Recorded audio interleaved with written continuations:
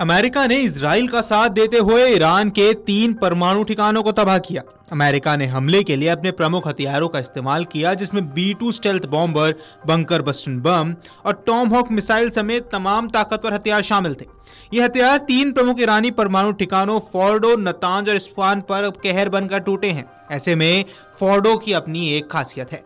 आइए जानते हैं इन हथियारों की खासियत क्या है और आखिर कितने खतरनाक हैं ये हथियार। B-2 stealth bomber. B-2 stealth bomber अमेरिकी वायुसेना में अपनी तरह का खास हथियार है, जो 3 दशकों से अमेरिकी स्टेल्थ तकनीक की रीढ़ रहा है। B-2 स्टील्थ बॉम्बर में दुश्मन के एयर डिफेंस को भेदने की अद्भुत क्षमता है। इसे नॉर्थरोप ग्रुप नामक कंपनी ने बनाया है और B-2 स्टेल्थ बॉम्बर विमान की खासियत ही ये है कि इसे आसानी से ट्रैक नहीं किया जा सकता। साथ ही ये बेहद ऊंचाई पर उड़ान भर सकता है, जिससे एयर डिफेंस के लिए भी इसे भेद पाना बेहद मुश्किल हो जाता है। B-2 स्टेल्थ बॉम्बर पूरी सटीकता से दुश्मन ठिकानों पर हमला कर सकता है। इस अत्याधुनिक इंजीनियरिंग तकनीक से डिजाइन किया गया है, जिसमें पारंपरिक रडार सिस्टम इसे पकड़ नहीं सकता। लगभग $2.1 बिलियन की कीमत वाले B-2 स्टेल्थ बॉम्बर की सबसे महंगी सैन्य विमान है। फिर आता है bunker buster bomb. Bunker buster बेहद ताकतवर विस्फोटक हैं, जो जमीन के काफी अंदर तक मार कर सकते हैं। आमतौर पर इन्हें बंकरों को तबाह करने के लिए इस्तेमाल किया जाता है। GPS गाइडेड इन बमों को बेहद सुरक्षित माना जाता है और इनको ऐसे ठिकानों पर निशाना बनाया जाता है जो काफी गहराई पर हो। अमेरिका ने फोर्डो को निशाना बनाने के लिए इसी का इस्तेमाल किया है। बंकर बस्टर बम का वजन 13,600 किलोग्राम है और ये जमीन के अंदर 200 फीट तक घुसकर मार कर सकता है। 200 फीट लंबे और 2.6 फीट व्यास वाले इस विमान को एयरफोर्स रिसर्च लेबोरेटरी के म्यूनिशन डायरेक्टरेट ने विकसित किया है और बोइंग ने इसका डिजाइन और परीक्षण किया है। अमेरिका ने ईरान पर हमले में 12 बंकर बस्टर बम लगाए थे। फिर आता है टॉक हुक क्रूज मिसाइल।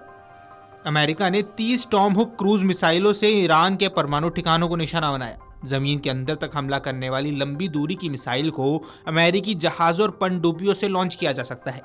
ये मिसाइल सैटेलाइट कम्युनिकेशन के जरिए उड़ान के दौरान लक्ष्य बदल भी सकती है।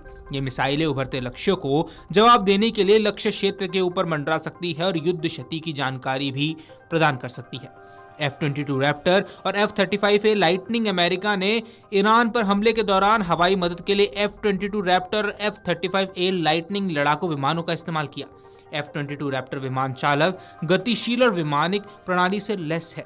इसके डिजाइन बेहतर है और ये लड़ाकू विमान हमलों को रोकने की कोशिश करने वाले खतरों को भी मात दे सकता है। जबकि अमेरिका वायुसेना की 5वीं पीढ़ी के लड़ाकू विमान F-35A लाइटनिंग में उच्च स्तरीय स्टेल्थ क्षमताएं हैं। ये सभी मौसम की स्थितियों में सटीक हमले कर सकता है और इससे पंखों का फैलाव 35 फीट है। 51 फीट लंबा विमान 8,000 किलोग्राम से अधिक का पोलैंड ले जा सकता है। गौरतलब है कि ईरान के परमाणु ठिकानों पर इजराइल ने हमले किए थे, लेकिन ईरान के परमाणु ठिकान भूमिगत है, जिससे इजरायली हमलों में उन्हें खासा नुकसान नहीं पहुंचा। इजराइल के पास ऐसे हथियार नहीं थे जो भूमिगत ढांचों को तबाह कर सके। ऐसे में अमेरिका की एंट्री हुई और अमेरिका ने अपने सबसे खास हथियारों में से एक B-2 स्टेल्थ बॉम्बर से 30,000 पाउंड के मैसिव ऑर्डिनेंस पेनिट्रेटर यानी बंकर बस्टर बमों का इस्तेमाल कर दिया, जो जमीन के भीतर भी भारी तबाही मचाने की ताकत रखते हैं। अमेरिकी B-2 स्पिरिट बमवर्षक विमानों ने मिसौरी से लगभग 37 घंटे तक बिना रुके उड़ान भरी और रविवार की सुबह ईरान के परमाणु ठिकानों पर हमला किया। हमले से पहले स्टेल्थ बमवर्षक विमानों के बीच हवा में ईंधन भरा गया। इसके बाद ये विमान 3 प्रमुख ईरानी परमाणु ठिकानों फोर्डो, नतांज और इस्फहान पर कहर बनकर टूटे। यहाँ पर फोर्डो पर हमला अपने आप में बड़ी बात है। बंकर बस्टर बमों और टॉमहॉक मिसाइलों के संयोजक से किए गए इस हमले वर्षा में ईरान के खिलाफ सबसे प्रत्यक्ष अमेरिकी सैन्य कार्रवाई गई है। ट्रंप ने कहा कि फोर्डो पर 6 बंकर बस्टर बम गिराए गए और लगभग 30 टॉमहॉक मिसाइलों ने अन्य परमाणु प्रतिष्ठानों को भी निशाना बनाया। पेंटागन ने भी इस बात की पुष्टि की है कि हमले में B-2 बमवर्षक विमानों का इस्तेमाल किया गया था, जो इजराइल और ईरान के बीच बढ़ते तनाव को एक और सप्ताह तक जारी संघर्ष के बाद हुआ है। वीडियो डेस्क अमरउजाला.com। अगर आप ये वीडियो YouTube पर देख रहे हैं तो हमारे चैनल को सब्सक्राइब कर बेल आइकन दबाएं और Facebook पर देख रहे हैं तो हमारे पेज को लाइक करें।